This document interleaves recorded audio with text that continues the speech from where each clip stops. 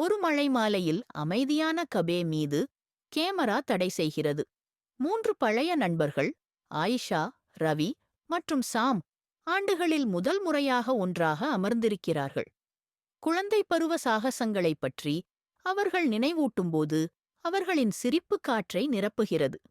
நள்ளிரவு தின்பண்டங்களுக்காக பதுங்குவது, ஆசிரியர்கள் மீது குறும்புத்தனத்தை இழுப்பது, ஒருபோதும் வளர வேண்டாம் என்று வேடிக்கையான வாக்குறுதிகளை அளித்தல்.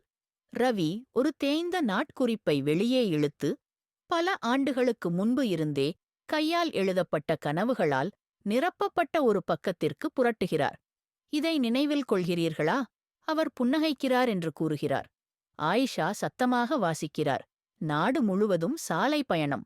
வாழ்க்கையின் பொறுப்புகள் எவ்வாறு வழிவகுத்தன என்பதை உணர்ந்து அவர்கள் அனைவரும் சிரிக்கிறார்கள். சாம் மழையை பார்த்து திடீரென்று, ஏன் இப்போது இல்லை? சிரிப்பு நின்று உற்சாகத்தால் மாற்றப்படுகிறது.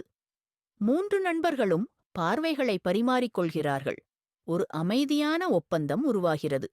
கதை அவர்கள் மூவரையும் ஒரு காரில் முடிக்கிறது. முதுகெலும்புகள் வீசப்பட்டன. அவர்கள் இரவில் விரட்டும்போது சிரிக்கிறார்கள். தங்கள் கனவுகளை புதுப்பிக்கத் தயாராக இருக்கிறார்கள் மற்றும் புதிய நினைவுகளை உருவாக்குகிறார்கள்.